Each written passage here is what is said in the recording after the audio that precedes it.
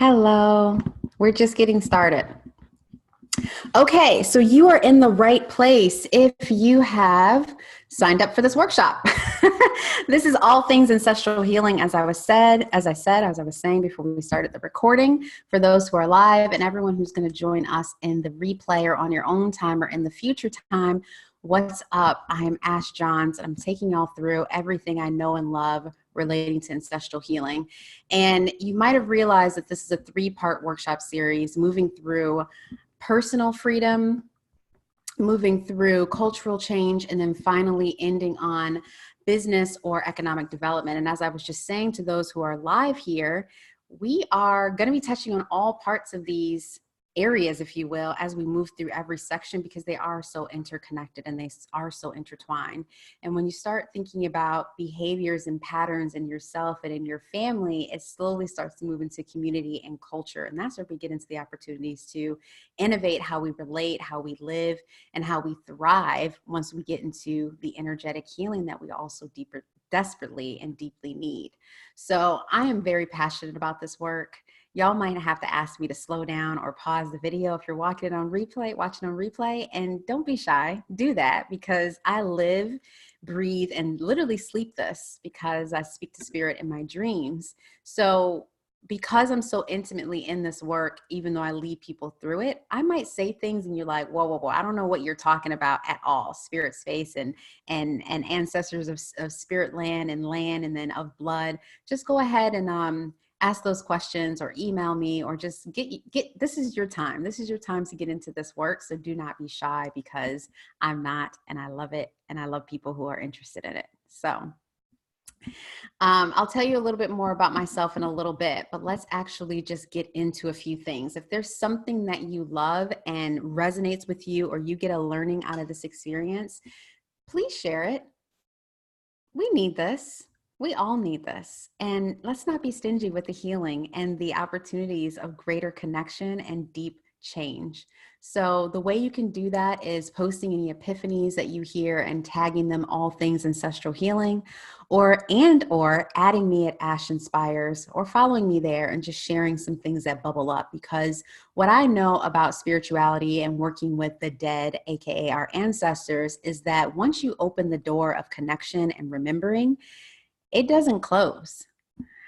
You are now saying, I want to be in relationship. I am curious. I want to know more than what I know right now. And yes, there are ways to manage that door, but you are opening a portal of remembering. Okay. So I just want to keep that up, and I love to see what comes up as a result for you. Okay, let's go forward. So first piece here, and I can already see we might be having some technical difficulties because the slide is not changing. Sure enough, I'm telling you, I don't know, everyone might be seeing this in other times, but we are in the beginning phases of Mercury retrograde. And as we know, that messes with all things technical, all things related to communication, and I can see it right now. So let's see here. How can we remedy this? Because it's not moving. Is it frozen on you guys' side as well? Can you tell me? Yeah, I see Michelle shaking her head. Okay. Yes, it's frozen. Okay. Boom. Now it moved. Yes. Okay, I'm going to pull it out of here, and let's go off of here, and let's go on to... We'll just open it up in PDF, and you guys will get the slide action. You zoom the recording. All right. Okay, how's that? Working?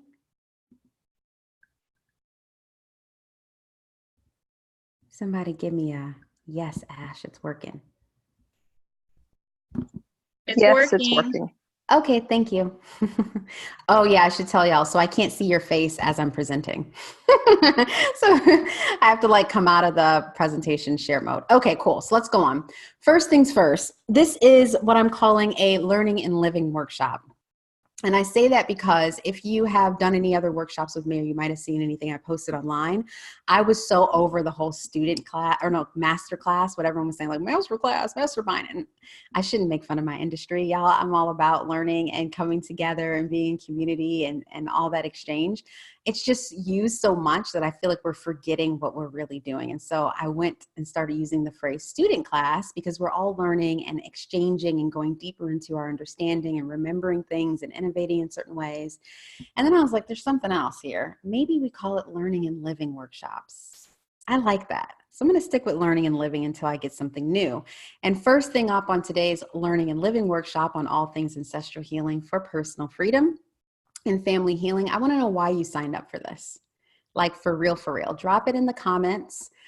Those are not on the record, but drop one on the comments. Or if you really want to share, feel free to take yourself off mute, or just write it on your notebook. Type it into your phone. I want you to have a record written down of why you showed up for this workshop.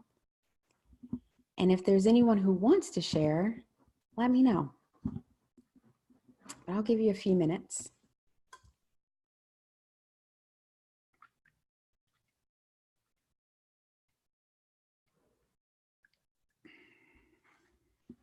Can I share, Ash? Yes, please. I am really big into legacy work.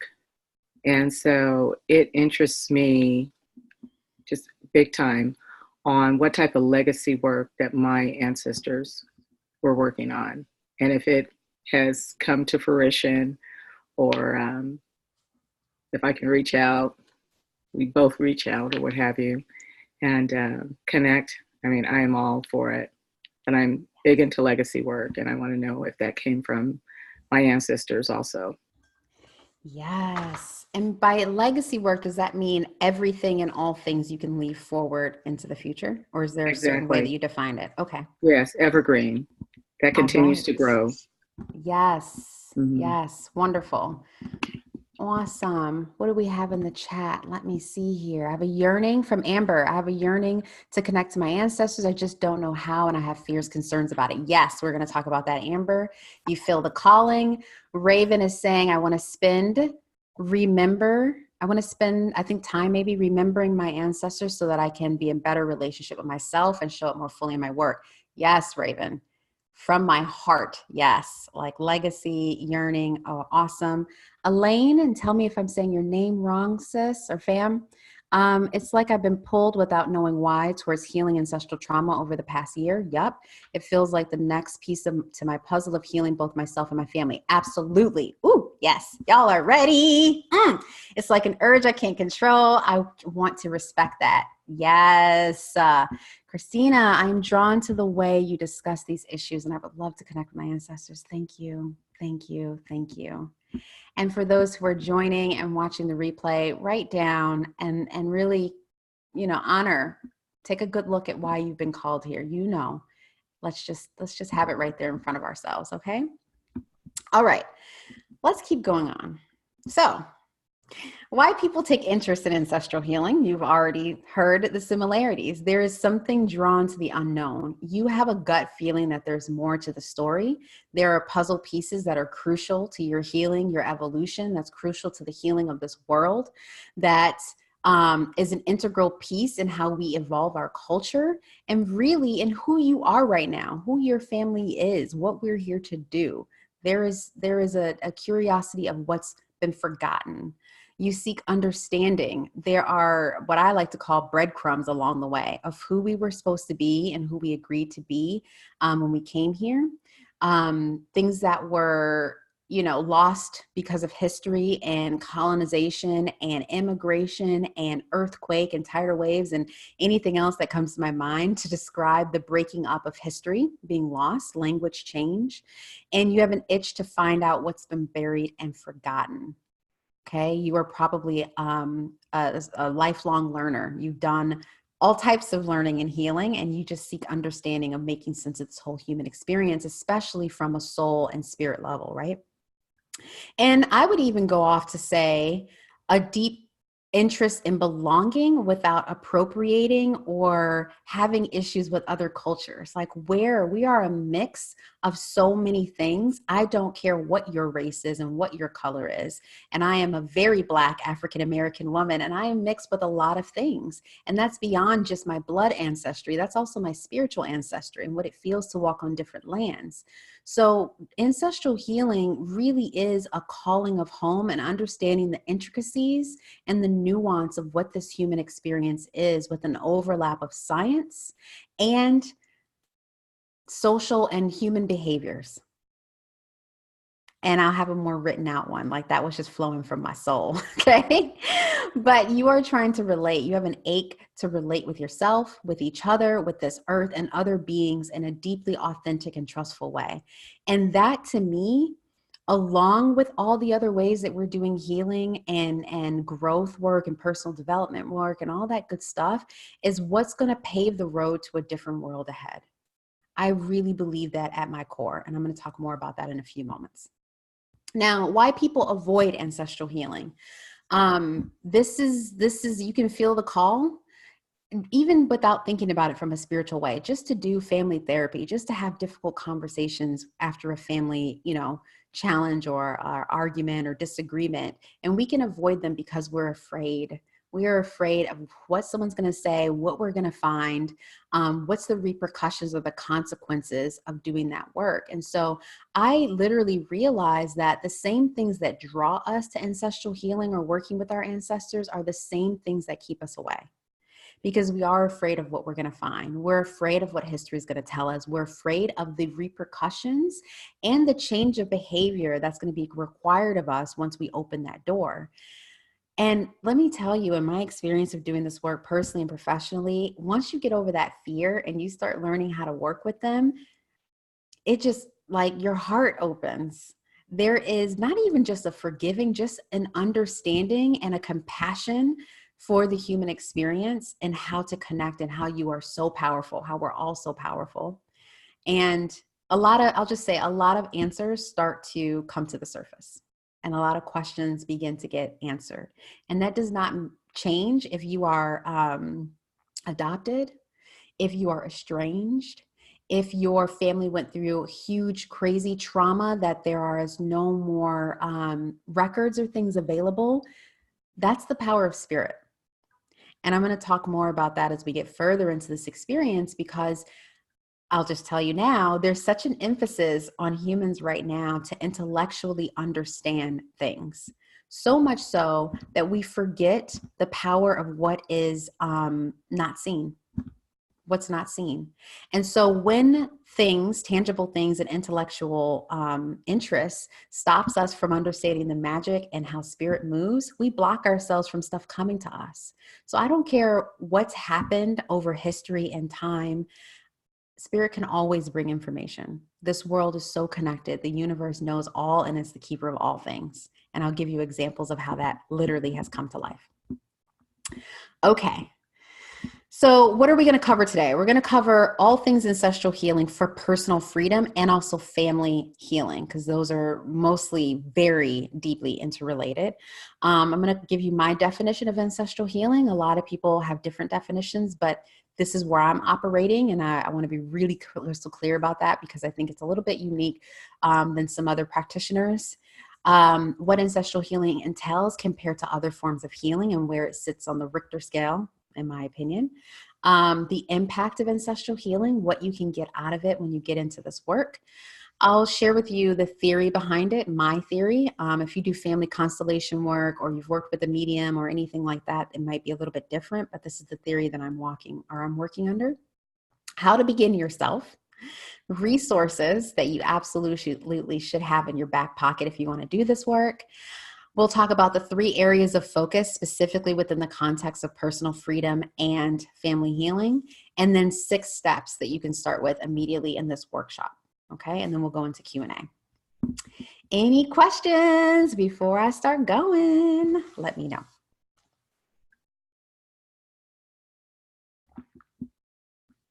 I will take that as a no for now. Okay, so let's go a little bit deeper.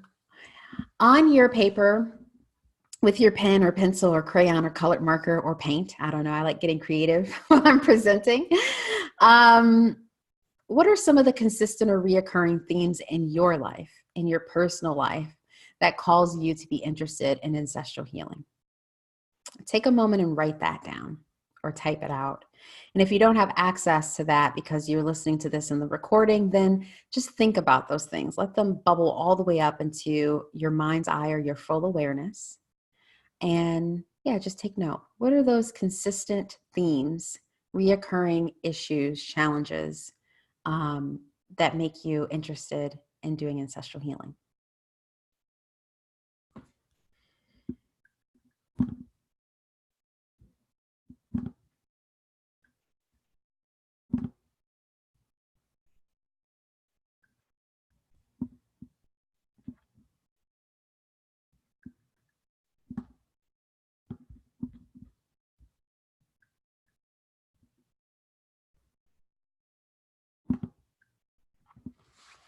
Also note that those themes, those reoccurrences don't have to be quote unquote negative. So for example, when I was being called to ancestral healing, I kept having dreams of ancestors and didn't know. And they were great dreams. They brought me information about my life. They gave me messages to give to other people, and they were wildly beneficial. So you can look at this if you need a binary scale in a positive and negative way.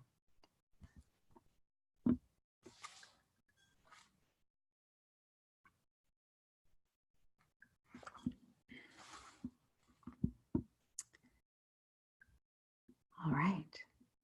And now, when you're ready, keep going a little bit further, a little bit deeper.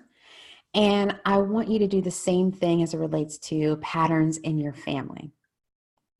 That can be blood family, and that can be family that has been acquired or adopted, or it's just family by proximity that affect you and affect them.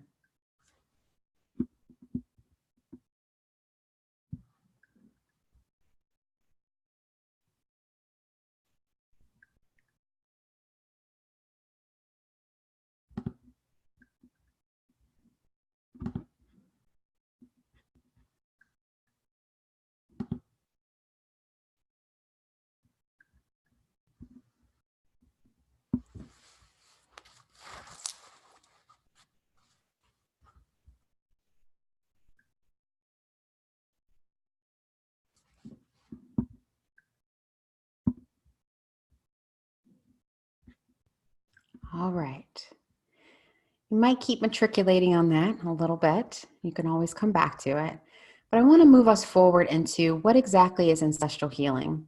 And as I said, some people have different definitions, but from my lived experience and training and research and facilitation, this is what I've come up with. And it is the spiritual practices of making contact with or connecting the dots of your blood ancestors for the purpose of healing inherited wounds, traumas, cycles of internalized and externalized oppressions, and reclaiming your birthrights of belonging, blessing, and being for a better world. So some things in bold: spiritual practices. This is not a one time, I had a session, I moved on, everything's healed up, and I finish. Making contact with or being in contact with, meaning that there is some spiritual communication with dead folks, or connecting the dots of, in case you don't want to go into the spiritual realm and you don't want to speak to ancestors, you can connect the dots, but I still consider that to be a surface level practice of ancestral healing. Still beneficial, just not to the depths that it could be. Blood ancestors, ancestors of relation, and again, adoption is included in this, in my opinion, because you do have ancestors of place, you have ancestors of the land, you have ancestors of spirit realm. There's lots of different there's ancestors from different galaxies, okay? So for the sake of being human right now in this workshop, we're gonna talk about blood ancestors. And then for the purpose of healing things that have been passed on and inherited, right? Traumas, cycles of oppression, whether they've been internalized or traumas that are then expressed as external oppressions on other people. And as you can imagine, that's a little teaser into what we're going to be going into tomorrow around cultural change and social justice healing through ancestral healing. And then everyone thinks about the bad things of like trauma and family karma and generational curses. We forget that ancestral healing allows for the blessings and the wisdom and the talents and the unique magic and all of your spiritual gifts to come through, y'all. This is a celebration. And all healing, we see ourselves better on the other side, especially when we've integrated and we've been fully accepting of the dark and the light, quote unquote, or the shadow and the light. So let's not forget that the hard work, which it doesn't have to be that hard, FYI, but the hard work of ancestral healing, of taking off the Band-Aid and looking at the wounds, does make you stronger. It makes you better. It makes your family start to heal. It makes, I'm telling you, the most amazing random stuff happen that people are like, my mother never has addressed me properly this way. And out of nowhere after our session, this is what happened, Ash. Like, I'm talking about stuff like that. I'm talking about family constantly losing money and now they have savings. I'm talking about people who have consistently lost their jobs and figured out why. Like, this is big. It is amazing work. And it's interesting because it takes things that we've been doing as it relates to coaching and therapy to a whole nother level. And it really rounds out what your healing toolbox needs. And then let's not forget For a Better World. And I'm going to talk about that a lot because spirituality and healing is a hot industry. It's a hot ticket right now. And we're individualizing it. We're thinking about the benefit of me and mine, or me, mine, and ours, as in culture or community. And we are forgetting about the world. That includes the plant world, the animal world, the earth world, and each other, right? And again, that moves into some of the cultural change stuff that I talk about in tomorrow's session. First off, let me take a pause. And for those who are here live, how does that feel to understand a little bit more of the really what ancestral can be and is? I would love to know. Pop it in the comments if you are inspired. Otherwise, let us not hold back. There's more. So let me be really, really crystal clear, making no mistakes about it. Ancestral healing in the way that I practice and facilitate is absolute. It is mediumship.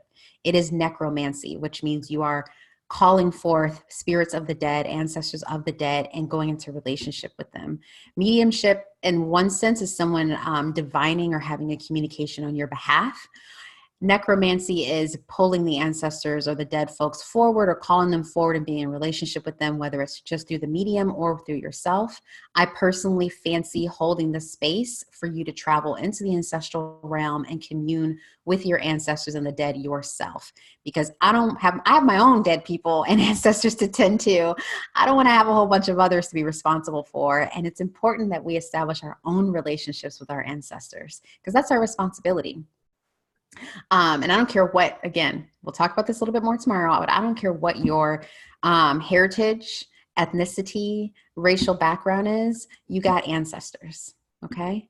And if you go back in time, you were tending to them some time, way, shape, or form in some way when you were intact with your original indigenous spirituality. Deep and rich. I have known intuitively that there needs to be a broader connection to individual healing. There needs to be a collective purpose. Yes. Thank you so much for that, Christina. Yes. I kept sitting back and being like, we're missing something. We're missing something. We're missing something. And it was towards the middle of last year that it really started bubbling up heavy for me after I got back onto American soil. But it was nagging like really bad towards literally this time last year. And so I took all of this year to work with folks, work deeper with myself, study more, reach people across the lands. Like I'm talking to people in Australia, talking to people in South Africa, talking to people in various parts to check what my theory was based on their theory of ancestral healing. And then to round out what my practice had been over these last 5 years into what it is now. So we'll talk about that later. But getting back to the slide, we are talking about trance and guided meditation that helps you travel into other realms. So if you're already into meditation, this is great. If you've ever done hypnotherapy, cool. If you've ever been put into trance state to do deep healing or even therapy work, you're going to be familiar with this. It's not where you're like knocked out, you're completely coherent, and you can do this for yourself. Emphasis on self-practice. As I said, you're working with the ancestral realm. You're not just looking at things in this physical realm, even though ancestors are walking in this realm and in theirs at the same time. We use the language of behind the veil. And there is ritual work associated with this, lighting candles, being in communion, writing petitions, speaking to folks. Like, all that stuff is, divining, taking runes if you are of European, Nordic, ancestry, all that. Reclaiming the ways to connect to your ancestral spirituality is completely part of ancestral healing as well. And I'm particularly passionate about that as an African-American woman because I grew up Pentecostal Christian and realized the whole time we were practicing hoodoo, which is my African heritage's original spirituality that was held on to as they came here as enslaved people in this land. So I think all of us need to be reclaiming our original spiritual practices in order to have some respect for each other and understand what we all hold. But moving on, as y'all see, this could be a whole dealio, more than just a workshop. I want to give you the lay of the land relating to ancestral healing the way I see it. There are structures or hierarchies in my mind. Someone else might disagree with that, and respect to them. And I'm happy for my ideologies to continue evolving and to exchange them. This is where I sit right now and how I see things. A lot of times we start off with self-inquisition. I'm seeing a pattern in my life. I see this pattern in my family. I see this, the women every generation, the men every generation, or skipping generations, this happens. And you start to ask questions, and that normally leads you into some self and family therapy, right?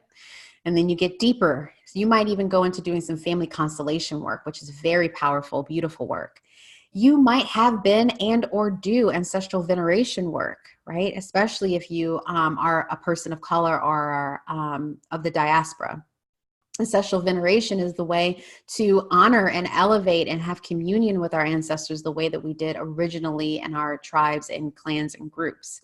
And that does help. That is real work. All of those 4 things and others are real work. I think of ancestral healing even deeper than all of them.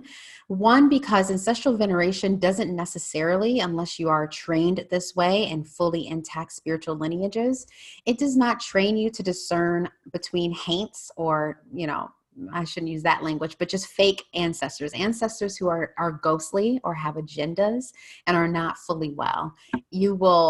Maybe you're venerating and honoring ancestors that just don't have your best interests because they are not great ancestors. They're not technically elevated and noble and good, well-being, lovable ancestors. They're kind of hanging around, unfinished business, have things, they can get trickstery. Like, you start opening the door to people who might not be, if you are not trained in that. So we're going to talk about that when it comes to the next steps and how you can start doing the work yourself to differentiate between ancestors that have your best interests and can help you and are part of the healing of yourself and your family, and then folks that are not.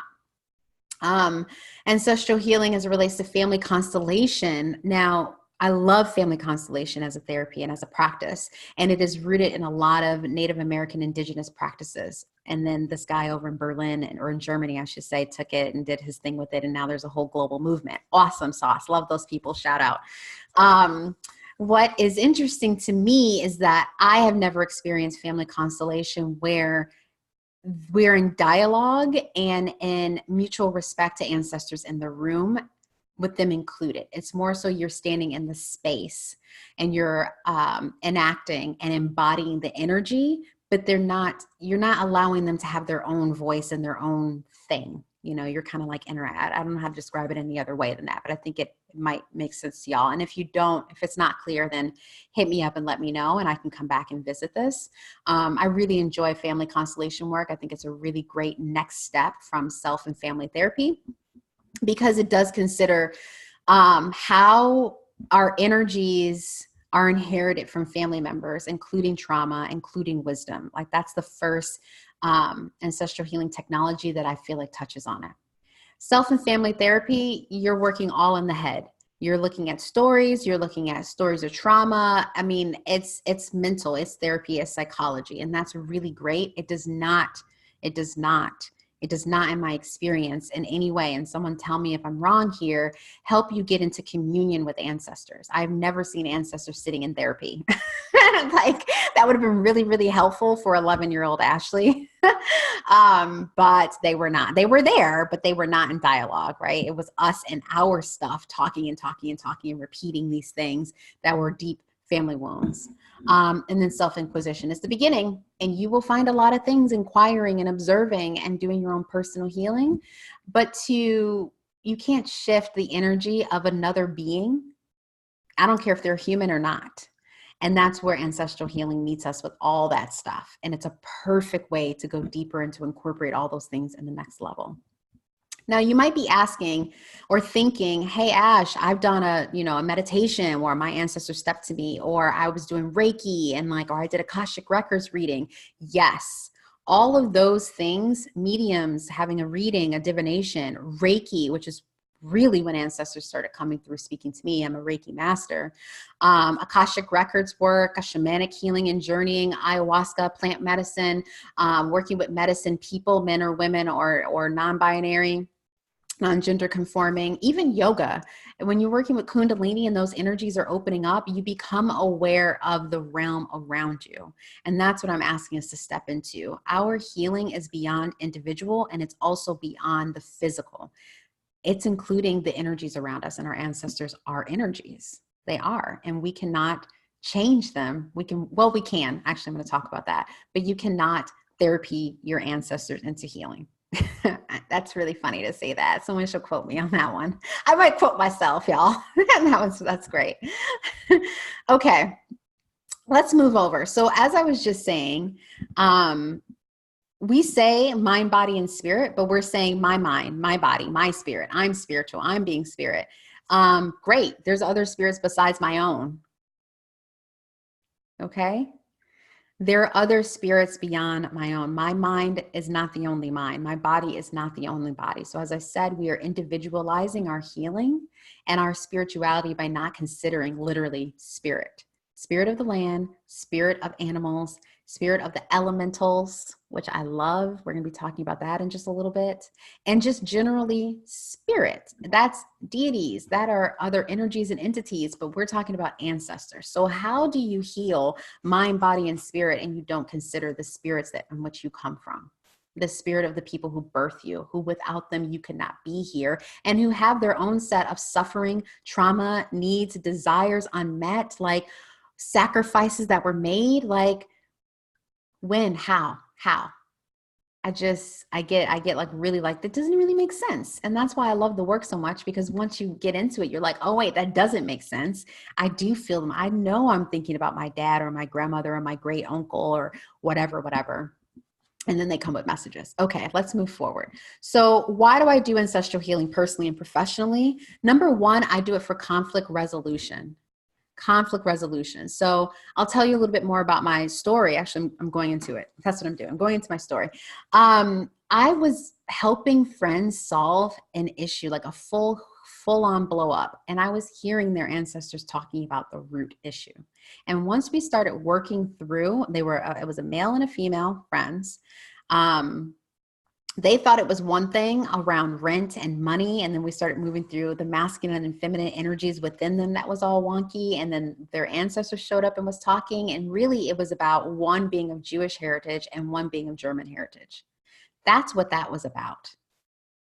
Just to give you an example, we're having arguments, we're having discourse, we're having cycles of loss and distrust and questioning who we are, and like fucked up relationships and like hurt feelings, because our ancestors are around us still holding those energies and we're playing them out. We are them.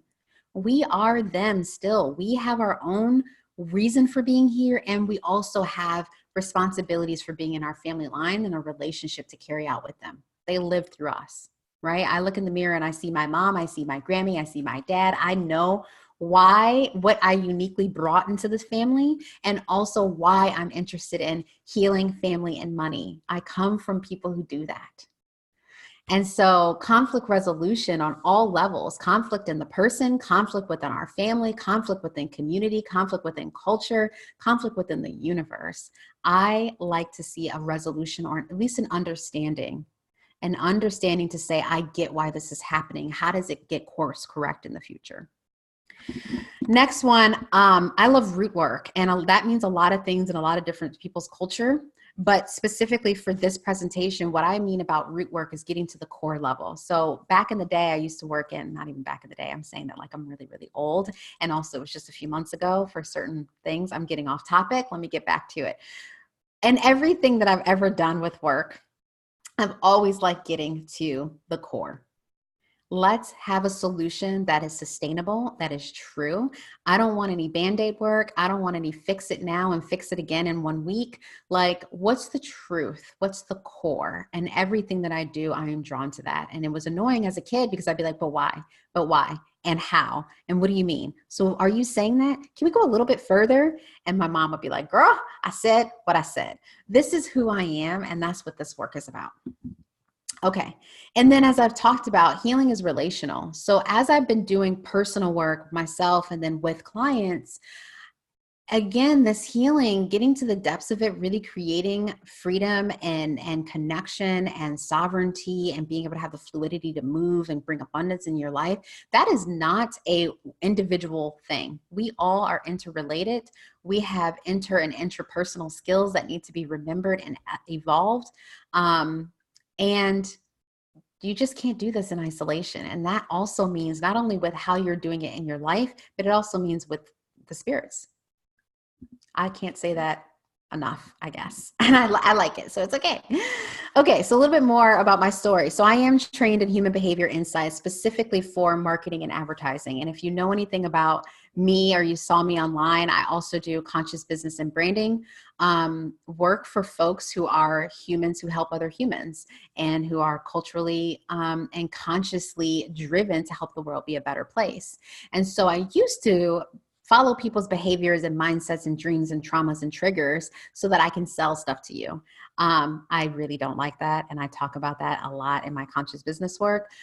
But specifically for this right now is I want y'all to know that this is lifelong work. It doesn't matter if you work with me or not. That itching, that calling, you're going to feel that the rest of this life. And maybe into another lifetime. I don't know. But for me, I agreed to this at the age of 8. I looked at the traumas that continue to happen, cycles of sexual abuse, domestic abuse, poverty, miscommunication, hurt between masculine and feminine or different groups in the family. And I was like, we need to stop this. And I'm going to be the one to do it differently. And I felt that literally ever since I was 8 years old. And I agreed to it when I was 8 years old. So that let me down personal development of all different kinds, healing of all different kinds, and growing up in the occult. So reading tarot cards, looking at people's birthstones, following astrology, doing therapy, training in various things. I'm an NLP practitioner. Don't use it. I think it's manipulative. But just in case someone wanted to know, I'm a certified psychosynthesis coach. I am a conscious brand and business strategist with over 10 years of experience. I am initiate in a couple different healing modalities and spiritual practices and more. I'm a medium, I'm a Reiki master, so on and so forth. That's not important, but just to give you a taste of, actually it is important, give you a taste of who I am and why I care about this. As I said, I didn't know how spiritually connected I was and that this was my calling when I was young, like walking and talking with spirits in my mom's house and her being like, you can't go to sleep without walking down the stairs in your sleep talking about something, something, something, something. And if you ever want to know those stories, they're really, really funny. But they weren't at the time because sometimes they were scary. But anyway, let me keep going because I don't want y'all to get freaked out about this. Let's get to the good parts. The benefits of ancestral healing for personal freedom looks like this. When you're looking for personal freedom, and there's 2 other areas we're going to look at, you walk away with this deep sense of self-belief. You know exactly how you're called to serve. You know exactly what you're supposed to be doing or what you're evolving into doing. And there's no question about it. The confirmation is there, and it can come to life in 100 different rainbow of ways, but you know your path, and you can focus and really sink into it and get the authority and the recognition to be who you are. That doesn't mean that you're necessarily, you know, a celebrity and like a public figure, but you're clear on your purpose without a shadow of a doubt. And I know that that's a challenge right now for folks because there's so much happening in the world that we're doubting ourselves. We're saying, is this enough? We're saying, is this what I'm actually supposed to be doing? Or I'm doing it and I feel like it's my passion, but I'm not getting any traction, or I feel unsupported, and all these other things. So when you're looking at ancestral healing for personal freedom, this is one of the main benefits of just believing in yourself. You know who you are now. The next one is belonging. More belonging to and with more than what's seen, because humans, we're fickle as fuck. Like, I don't care who your mama is, y'all have had a falling out and maybe you didn't talk for a couple hours at least, you know, like when you know who you come from and who walks with you, you know who's got your back no matter what. And that reinforces you to step into the difficult conversations that humaning brings us into. You are never alone. I don't care what you go through. If you can't find someone in the physical realm to relate to or who can show up for some reason, you got your ancestors who got your back. Next on is to be blessed. And so once you're moving and you know who you are, you got the sense of belonging, you got this blessings that's come on you. That's where I can't tell y'all the number of times I have walked out in the world and exactly what I needed, or even better than what I thought I needed, landed in my lap with no effort. And I know it's because my ancestors are looking out for me and heard my prayers and my petitions and what I was planning for and what I was doing, and that it wasn't just about me. It was for the betterment of myself and everyone around me. So when your ancestors are well, and we'll talk about that in a moment, and you get their blessing and you know who you belong to and you're believing in yourself, you start to become a little bit of a powerhouse. Tooting my own horn right now, but not just me. I've seen it in folks that I've been around who practice this and who work with people, and also with my own folks that I've worked with. So this is specifically on personal freedom. I'm going to talk about the benefits of ancestral healing to find your purpose, and also for family healing in just a few moments.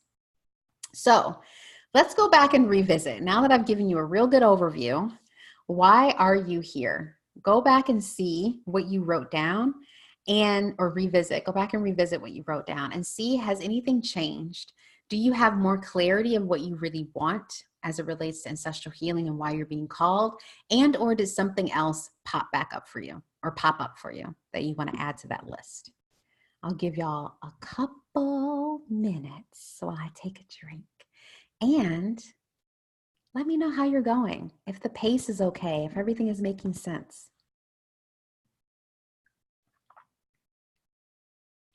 I've been feeling a lot of confusion around trying to connect to my ancestors' traditions, like you talked about as a biracial woman. Yes, the big one. I've been pulled to my African roots and traditions, but that feels like I'm not paying due respect to my Northern European ancestry. Absolutely. This really brings us to the core of how to relate and love and be accepting, especially when we have race relations going on, which is my favorite topic for ancestral healing besides money. Like, those are my two things. And okay, we're going to get into that in detail, because once you start working with and seeing what ancestors are here to support you, they all start to rally to make sure you are well. And this, as a biracial person or someone who is holding mixed races very clearly, not like I have mixed race, but I am Black. Like, both my mom and dad are Black, right? But my grandmother was mixed. And with those who are immediately biracial, like you are, you know, I hate to say half and half because but you have mixture in you. You hold the both. You hold the key to allowing people to understand that we are human, that we hurt, that we need the same thing, that there were injustices and things that were done that can be healed up and can be atoned for. And so it's about integrating and loving all the parts of ourselves, including humanity and all of its ugliness, but also inside of us. So yes, absolutely, Elaine. What we'll talk about is, honoring and pulling in your African roots and ancestors and your European ancestry. It's not an either or, absolutely not. I love that you brought that up because it's the most common things I get is I'm of mixed race or I'm adopted, where it's like, is this really what's going to happen? Can this work for me? I'm afraid of what's going to happen. And then the third one is anyone who's had a lot of abuse in their family, different kinds of abuse, incest, sexual abuse, physical, domestic abuse, things like that. So yeah, thank you for bringing that up. Anything else that folks want to, is everything with pace making sense? Yeah. Okay. I can see Michelle shaking her head because I switched over. Thank you. I'm going to keep going. So although the mind creates energy, right? And people can say this a bunch of different ways.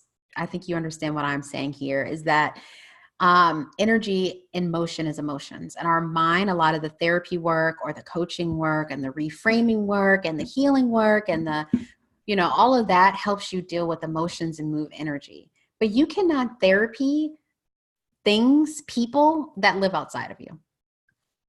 We can relate to them. We can get into relationship with them.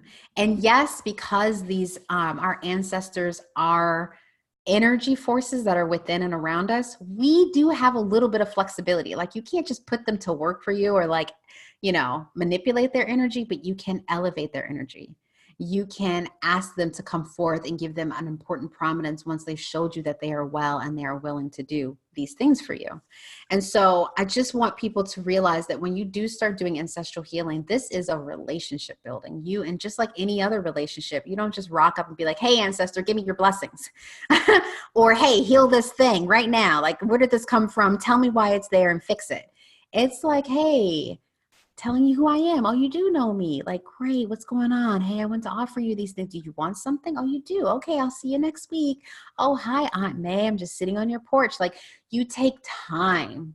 You cannot control them, but you do learn to work with them and have them work for you and with you. And that changes the energy in and around you. And then that affects everyone. Whew, that's a lot to say, but does that make sense? I don't care all the therapy you go to. And this is when people start asking me, which is one of the questions coming up, is like, when do I know I need to do ancestral healing? And I'm like, when you've done everything else and you still see these repeating patterns, or you feel the wound so deep that just thinking about the traumas or thinking about your longing to be something or to feel that connection is so deep in everything you've done, all the family reunions, all the coaching, all the healing, all the therapy, all the relationship stuff, and you still don't feel it, it's time to go up in the spirit space, y'all. And that's when you get to the core of it. Our ancestors are not emotions. They are not thoughts or beliefs that you just reframe away. They are real and they have energy. And so let's talk about energy. The one thing I'm assuming that everyone gets is that you're cool with ancestors. You know that they're around, whether you consciously or have a conscious relationship with them or unconscious relationship. A lot of people, when they're just seeking ancestral healing, have an unconscious relationship, meaning that they are affecting you. You are interacting just unknowingly. And when you move that into a conscious and elevated relationship, now we got something to work with. So let's talk about energy right here. The law of energy, just to get crystal clear and ground us in some theory. The law of conservation of energy is a law of science that states that energy cannot be created or destroyed, period. We've all watched Black Mirror. If you haven't, check it out. Be careful because your mind's going to be like, what? But we've watched Black Theory, I have, where they're taking consciousness and yes, it's a fictional show, but they're telling us what they're trying to do. There's artificial intelligence being birthed every day. Technology is moving. And if they're trying to take consciousness out of a human body and put it into a machine, if they're saying scientifically it's been proven that energy does not die, it can get transmuted, it can get changed, it can get transferred, it can be elevated and manipulated, but it does not die. What does that tell you about our ancestors? And that might start to trigger some beliefs if you are Christian or you have a certain religious background, and that's cool. Go on the exploration. What I'm here is to say, consciousness and the energetic charge associated with ancestors it is not dissipated. It doesn't disappear because they went into the ground. They are around us, they are in us, and therefore we have to learn how to work with the energy. That's when I talk about the deeper level of what this work can do, because ancestral healing is a spiritual practice to change energy for the best of you and everyone around you, and to have energetic backing of people who love you. Now, when you're only doing ancestral veneration, working with the people who love you for your benefit, you're missing the depth of cultural healing and cultural change. That can move you in a, let me keep my lineage strong and well, I don't care about anybody else, or survivalist mentality, and some of the other things that, again, we'll talk about that in cultural healing, cultural change for ancestral healing tomorrow. Okay, so how are we in energetic relationship with our ancestors? We've got the old saying, y'all know this: nature, nurture, environment.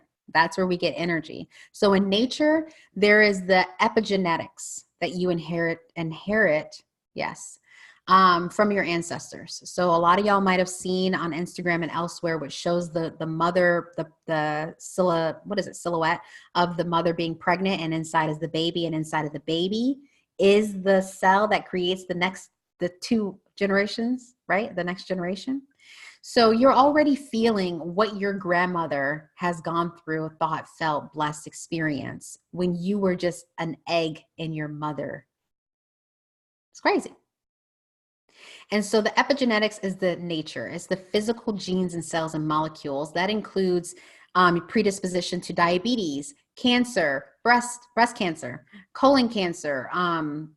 I don't know, maybe you can bend your thumb backwards, like all the good and bad things, all the blessings and the sickness associated with inheriting. Why does that sound weird? Inheriting?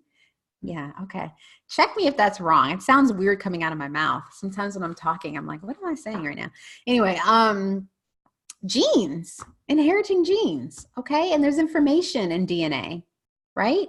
So ancestral healing, I have seen it, and this makes people get a little squeamish. I have seen where people have been on diets, they have done Western medicine, and they've seen all types of psychics and everyone they possibly could, and it took them doing ancestral healing to clear their body of a specific illness. Okay? That's a real thing. And not to say that you just do ancestral healing, you don't do any of the physical or the modern or the, other healing that's available. It's both and, like, put all that stuff in together. This is the missing piece, in my opinion. Nurture, learn behavior, things that we've been taught, we've witnessed it passed down, whether that's in behavior in our family or in culture. Nurture, we've been taught. That's an energetic charge. When we've seen how people talk to people, how people relate, it creates an energetic relationship. And then environment.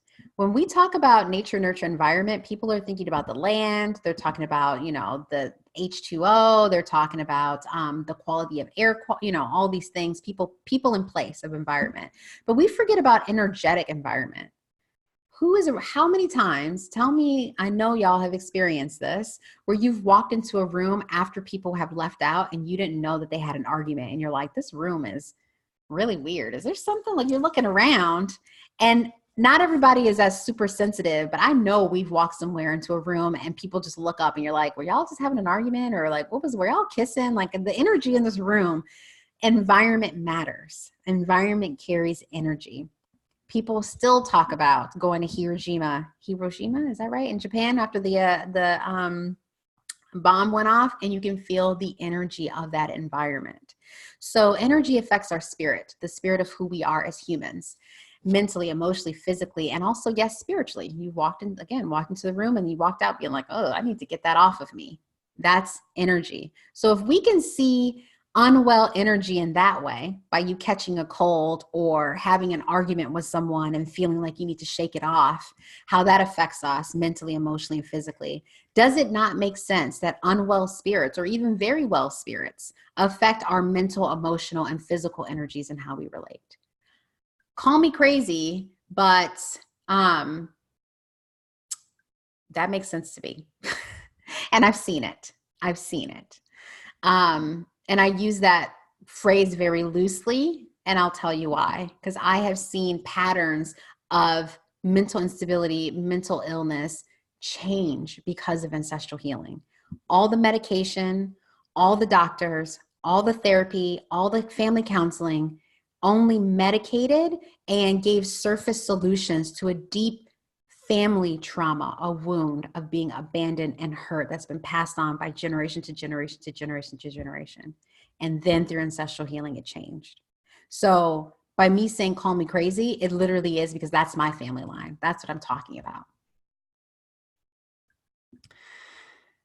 I love this work. I can't tell y'all how much I love this work. It's really powerful. So you're probably questioning and asking, yo, Ash, so how do I know if I need ancestral healing? This is the work that I need to be doing next. I think you do know. And how do I work with energy and spirit, Ash? We're going into it. Let's get into workshop mode, yeah? A long, long, long time ago, just take a drink. Actually, before I go into this, let me take a pause. How are y'all doing? I'm going to switch over really quick and just see, are there any questions or any itches or things that are important right now that we can take a pause, or is everyone all right? All right, I got a head nod. Cool, cool. Let me get into this chat right here. All good here. Thanks, Raven. Okay, cool.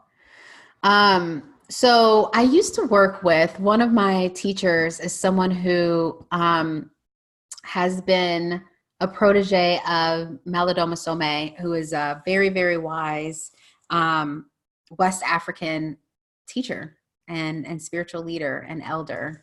And when I would commune with the Candomblé, which are some little people of spirits of the land, who were here before humans and understand lots of things relating to humans and what we do. Look at that. We've got somebody joining. There we go.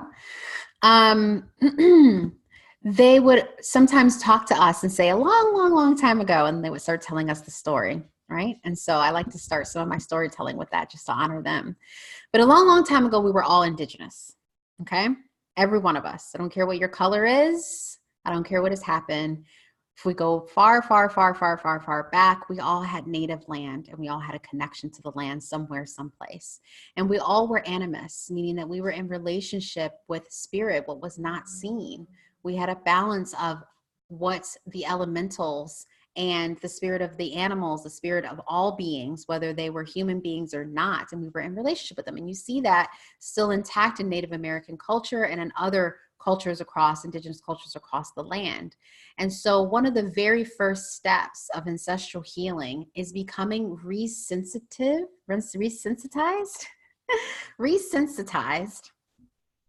I don't know. I'm just making up words, and I don't know if I've ever said resensitized before. Okay. But becoming sensitive again to spirit and energy. Because right now, Instagram will have you thinking that only certain people are empaths.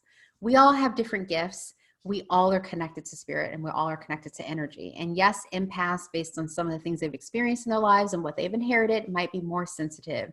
But we all can exercise our innate human and spirit relationship with being in relationship to spirit. Like that is a birthright of every single one of us if we choose to exercise that muscle and reconnect and recommune.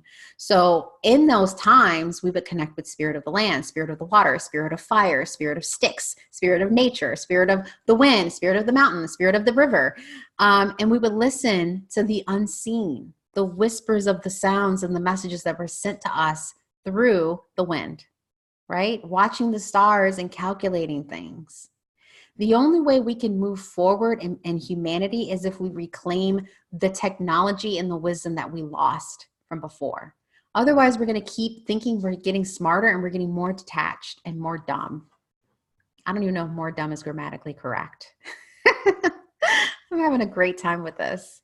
I'll leave it there. But a long, long time ago, this is what was going on. So when we start, if you are starting or you are deepening your ancestral healing journey, you want to start with the elements. You want to start with becoming sensitive to land and listening to your intuition, becoming sensitive to what's not seen and trusting your intuition, having quiet space and acting on what shows up and what comes up for you. Okay? So before you start, it's really great to do these three things.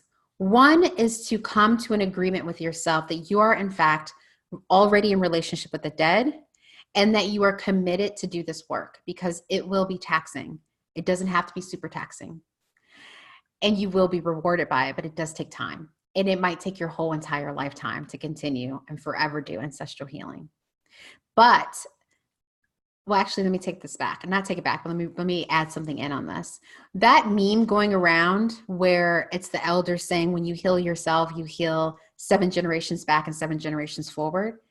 Yes, but not really. Because again, as we just said, our ancestors are sovereign in themselves. They are alive and thriving, and they have thoughts and needs and requirements just as much as we do. So just thinking that healing myself is enough and everything's all good and glory is a very individualized and actually quite selfish approach. It's very self-centering.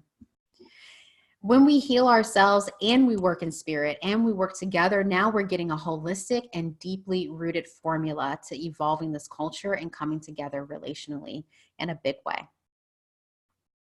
And then lastly, you want to agree or figure out how you're going to be resourced, which I hope you feel that already this workshop and experience is giving you information that you needed. And I can't wait till we open it up to Q&A and when folks reach out one-on-one if you're watching the replay. Yeah.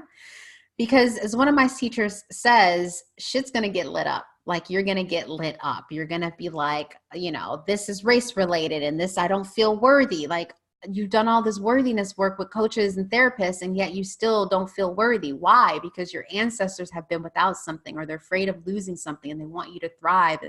There's layers to this. It's all so intertwined, and everybody's stuff is the same, and yet it's so nuanced and specific to your own healing journey and what they need also. So get yourself resourced. Don't think that I'm knocking on therapy or coaches or mediums, like all that and this. Like all that and this. All right. Okay. So once you have agreed that you're going to do this and that you are already in relationship with the dead and that you want to open up to be in deeper relationship with the dead and you want to be informed on how to do that properly and you're committed to doing the work for however long it takes, honoring rest and flow and being resourced so you are taken care of, let's go forward. Steps to start right now. Right now. So this is the workshop period, y'all. So I'm going to go through and talk about it. And then when we get all the way through it, for those who are live, we're going to come off of the recording and go just straight into it live together. All right. So ancestral healing for your purpose, your freedom, your family. And they do not have to be in isolation, but I do like breaking them out just so you can get it, like really start to chew the nuggets of the details of what this is. So if you are a person at root level wanting to understand who you are, or you feel like you had an idea of who you are and you're wanting to evolve that or embody it even more or evolve a little bit more, you feel like there's something else in there that you're not getting to, I call this, you're my purpose people, right? What am I here for? And I love this trifecta, right? And there's things that you can unpack in each one of these sections of establishing and getting crystal clear on what your purpose is. So your ancestral agreements is completely a part of your purpose. When you came into your family lineage, again, in certain cultures or for the first time in other cultures and your beliefs, for me specifically, I came from a specific galaxy that I'm in contact with. This is real woo, y'all, but this is the truth. I have it as part of my initiation tattoo here, but I come from a specific galaxy. I came into this family again for a specific reason, and I have been in this family before. I have been Black before. I will continue being Black if they let me choose, and I have to come back again, okay? But you have ancestral reasons and agreements of what you are here to do in this family line and in your familial group.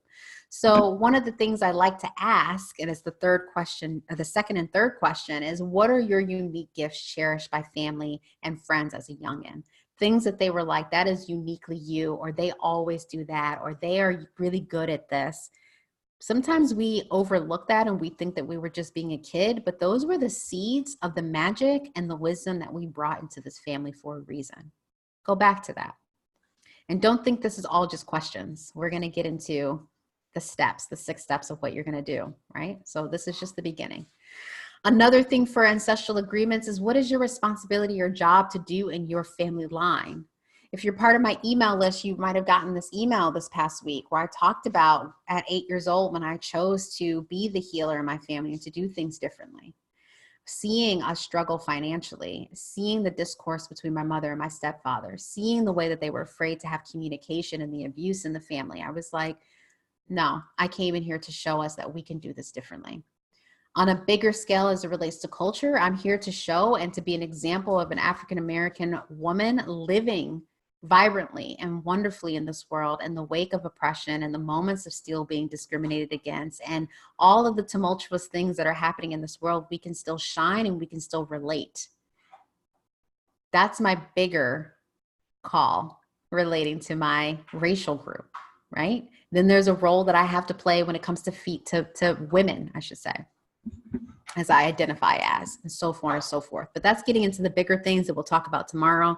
And then again on Wednesday, let's just start with the responsibility or job that you are called to do in your family line. Then we come around to personal passions. And I love this. This comes with the sparkly things that are uniquely you and your personality that maybe nobody else in the family has.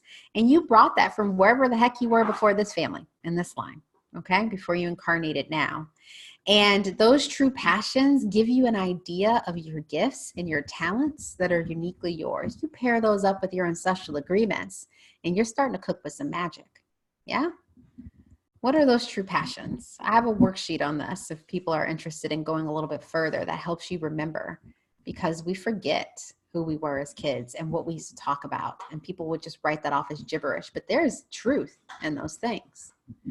And then cultural needs. We all see what's going on in the world. And again, we'll talk about this more tomorrow and ancestral healing for cultural change, but in your specific purpose and really deepening and standing strong in the authority of who you are and why you're on this earth at this time, this very crucial time of unraveling and rebuilding, there are cultural needs. So what do people you want to help need? What great issues in this world hit you to your core over and over and over again? Questions for those who are searching for their purpose. This can start you off. Keep those ideas in mind. We're going to go through 2 more of our folks, and then we're going to get into the practical practices, things that you can do right away. All right. Freedom finders. I call these people who you know what your purpose is. You know it's going to keep evolving, but you got a good handle on it. Yeah. But you are wanting to gain safety and of confidence to step further into it, and acceptance of who you really are and a level to help you propel you forward into your authority. So this is, I know what I'm supposed to do. I just need the freedom to do it. Maybe you've experienced family members kind of talking shit about who you are or what you do, or think that it's silly, right? Or, for example, I thought that my community was going to shun me based on the work that I did. And I was really not standing in my power to do it. And I'm still evolving in that, right? I needed to create my own freedom to stand in my purpose. And that's what this is about. And when you do ancestral healing, you get that belonging, you get that blessing, and you get that backing so that you can believe in yourself. So questions for those who are like, I just need the freedom to do what I need to do. I need the support and I need the freedom to step into my shine.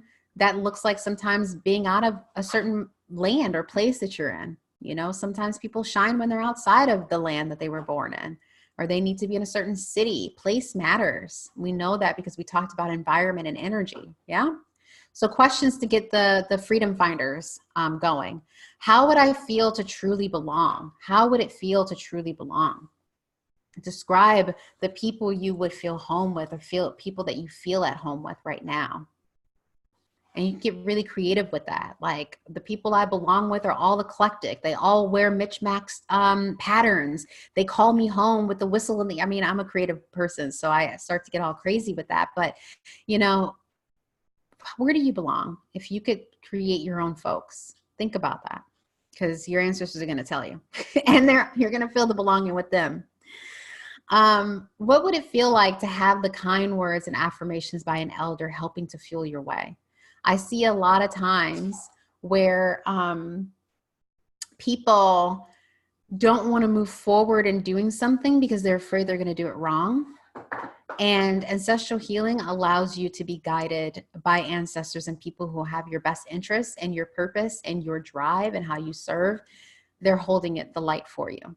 And that doesn't mean you're going to do things without flaw. I mean, technically, it's not okay that I'm using the language, ableism language right now. And I realize that that's still part of my conditioning. So I am flawed. I'm still showing up. And I apologize for anyone who listens to this recording or who are currently live here, who that's negatively affecting you. I take responsibility for that. So what does it feel like to be in relationship with people who are holding you accountable and still showing up in your power? Because this is an example of it right now. Full transparency here. All right. How would you move forward if you believed in your deepest and biggest calling? Because you're backed by people who got your back. Right? You've gotten blessings. The roads are opening up for you. That's what ancestral healing can do. Elevating our ancestors, getting in relationship with them, building relationship with them, asking for their help, clearing up the traumas. Magic. I don't even know any other word other than magic and sorcery and fairies. And that's not joking around. It's real. It's so real, y'all.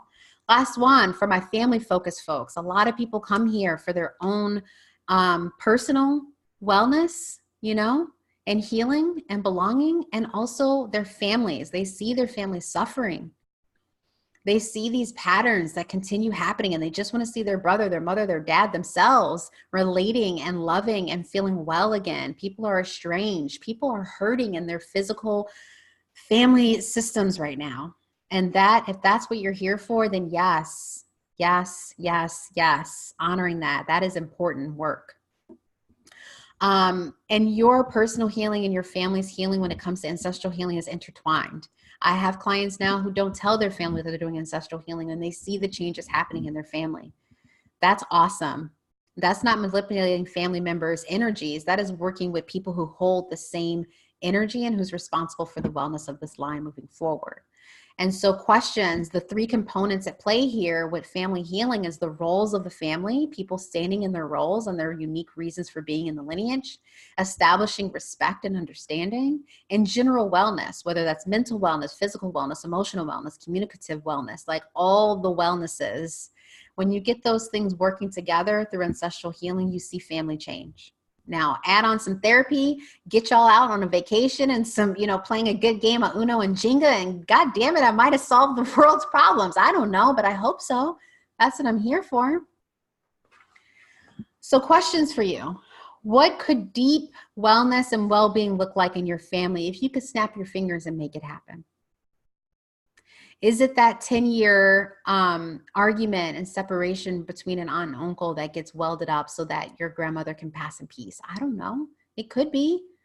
Could it be that, the women in your family are experiencing miscarriages over and over again? That's something too. Fibroids, depression, lack of drive, suicide, alcoholism, emotional and physical and verbal abuse. Real. How would a healed family relationship look? How would people speak, interact, and show up for each other in a well family unit? How would people feel, see, and know that they were deeply respected and cherished in your family unit? These are questions, y'all, to kind of matriculate on and start getting your energy falling into, because you're going to take them into these 6 steps of communing, of beginning your own ancestral walk. Now, the questions that people normally ask is, who are my ancestors? Are they saved? What if I'm speaking to a demon or a ghost? How do I know it's okay? And it all starts with your intention. To be ritually safe, the first step, if you're not working with a professional, is to assert your intention and your boundaries. That means you get crystal clear on who you're talking to and why. I am calling forth only the highest good, the ancestors who are noble and are going to back me and help me with my intention of what I'm doing. I'm here to heal for my best interest and everyone involved. Language like that. And really stand strong in it. Have a conviction in your throat. Write that stuff down. Put it on your altar, which we're going to talk about building in a moment. And create a prayer out of it. Take it into meditation. Take it into the theta realm if you do theta healing or anything like that. Take it into trance space if you're going to go into ceremonial union with plant medicine or with a shaman or something. Write that intention down and take it into whatever place you find healing, and that can be really rigid and really strong. Step 2. Elemental relationship. You have to develop an elemental relationship, because guess what? Again, as I said, we've been disconnected and we've been desensitized to spirit and energies. And the best way to do that is to take your intention and sit with the energies of the elements that we have. They are the tools that every human on this world was given in some way, shape, or form. Okay? Speaking with water, being intentional with your relationship with water when you're showering, when you're bathing, speaking your intention with water. Walking by the water, going to the ocean, drinking more water, connecting with the earth, putting your feet into the earth every day, speaking to nature, honoring the seasons as they go, speaking with the wind, doing breath work yourself, working with fire, respecting animals so that you can resensitize yourself to energy and what's not seen, things that are other than human. And by doing so, you become open to what's not human that's within the space around us, AKA spirits and entity and ancestors. Elemental relationship is really, really powerful. It's just like when we go on vacation and we're out in the woods hiking and we're like, we're so renewed, and I hear the trees speak and I just fell asleep on this cliff and I just want to be outside. I mean, some people are not into camping, no problem. But I know you've had an experience with the elements that was relaxing. It's the reason why we're using salt when we go to the massage parlor or the salon, right?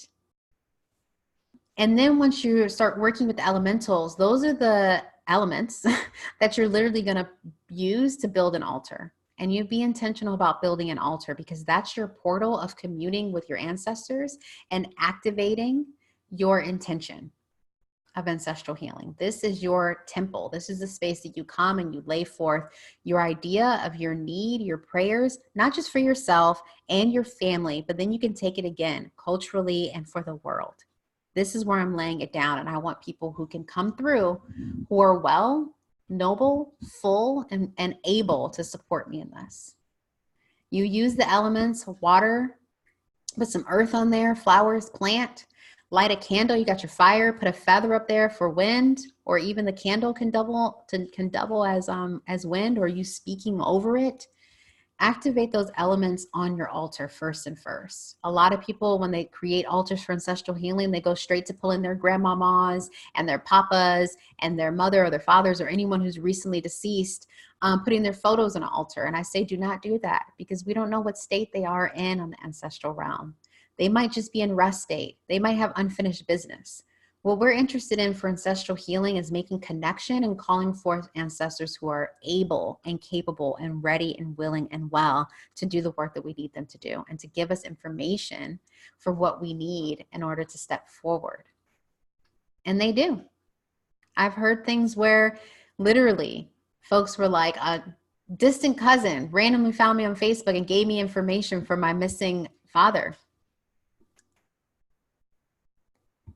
Couldn't do any genealogical work, couldn't do anything else, but because they started doing their ancestral healing and created the altar and had the intention of, give me the clues that I need in order to patch this part of my family up, and that clue came to them out of nowhere. So your altar is your headquarters, it's your home base, and you want to keep that clear and open. And it's not until you get a name or an ancestor shows themselves to you and says, this is my name and this is what you do and this is what I want you to do, you don't put any photos up. You just keep it to the elements and with your intention, and crystals and things that make you feel, that represents or make you feel good and represents your intention. Okay. We can get more into Q&A. For those who are live and those who are not, you will have an opportunity also to have Q&A with me. So hang tight. Moving forward, tending to it. People set up altars and they just frolic off and skedoodle into the world. Like, oh, that was it. Okay, give me my blessings, clear my traumas. Like, nah, y'all, it's a relationship. So you want to make it part of your spiritual practice to sit at that altar, to communicate, to cry your tears, to bring your worries, to speak truth into it, to elevate, to love on it, to give it blessings, to give it offerings. all of that, because you're in relationship now with spirit, and you will see whatever your unique spiritual gifts start to open, and you start get the information that you've been asking for. So again, it is your portal into the other realm. Don't let it get dusty, you know? Tend to it, love on it. It's a special sacred space. We travel the world seeing these, you know, what are they called? Temples and things like that. And we got one on our own right here. Okay. Ask and be open. So once you've been tending to the altar and you got your intention, at some point you have asked what you've wanted, whether you wrote it down or you, you know, put it there in some beautiful way, you carved it into the candle, I don't know. But, and there's specific things, like if you come from a Celtic background, there's stuff you can start doing research on, you know, what they did and add that to your altar. Like, that's cool. You know, if you want to find cultural things that resonate with who you are right now in this lifetime, yes. Don't be taking stuff from other people's culture and putting it on your altar. Don't do that. If you're half African and you're half European, great. Find the details as much as you can and use symbolism to represent both of those things. I'll just put that out there. We'll go deeper into that in a little bit. Okay, ask and be open. Ask what intergenerational blocks or wounds or traumas that you're responsible for helping to heal. Not that you need to be carrying the weight or you're the only person, but you are the person who's showing up and is willing to do the work, and you're now being met by spirit. So be in communication and ask them to show you, what am I clearing? What can I help clear? What's my responsibility? Can you help me? And seriously, 9 times out of 10, 10 times out of 10, they're like, yeah, I got it, done. No one's called on me. That's great. I'm in service. I wanted to redeem this thing, or I'm down for it. You don't have to do anything. Just drop me some chocolate. You know, like it doesn't have to be super hard. And sometimes it is. And we'll talk about the reasons why it can get challenging in a bit. And that usually deals with unwell ancestors and deep, deep, deep traumas. Okay. And also, don't forget to ask for the blessings. Once you have asked and you've facilitated a relationship and you've been consistent and you're starting to see these good things and you're feeling the good energy and all these serendipitous things are happening, be like, hey, can I have a blessing? Like, I feel blessed. Or am I being blessed? Because they'll bless you. They'll be like, yes, here's some wisdom. They'll give you some words. They'll give you a little hint, or you will literally feel the light of love coming upon you. I'm not kidding. Not kidding. I witnessed just last week a client of mine being like, I can't even describe what that was, but it's amazing. And then finally, you want to get specific. So get up in that family history. And these don't have to be done specifically, like the get specific, the ask and be open. They don't happen in this order. You start doing them all, like as you're building the altar and all these things like that. But it is helpful to start asking specific family questions once you have established a relationship with an ancestor. You feel their presence and things are starting to happen. And that's like getting into family history. Do your genealogical work. Ask your family questions. It's hard because not everybody else is willing to revisit, but that's why you're doing it. That's why you're the person responsible for doing this work, because it needs to be done and we're overdue. And so be gentle, be courageous, and be compassionate so you aren't discouraged and you're not burnt out. Take your time, but ask these questions and then ask them to the ancestors. Take it to the altar. Take it to the altar so that you are backed and you get some information. And as you go along, record things. Maybe you keep a specific journal for your ancestral healing journey on your altar so that you can keep track of things that are happening and questions you have and leads and things like that, or breakthroughs and whatnot. Okay? So to make it really simple, these are the 6 steps for you to start doing your own ancestral healing or reconnection work. Do that coupled with whatever else you're doing, which I'll talk about in just another slide. But before that, I just want to iterate what I mean by ancestral healing. Like, this is about going back in order to reconnect, to honor and reclaim, so then we can innovate forward with love and understanding and the spirit of justice, the spirit of resolution, the spirit of empowerment, the spirit of unity. We cannot, like, I keep looking at what's happening in America and I'm like, this is unprocessed, unresolved tension of hate and hurt and separation. That literally is the spirit of separation. I've had dialogue with it. It's literally the spirit of separation.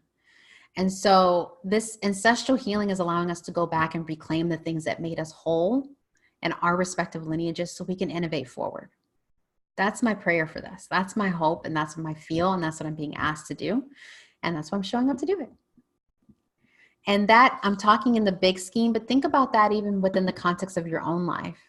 What are you going back to remember and reclaim in order for you to do what you need to do forward and make the future better?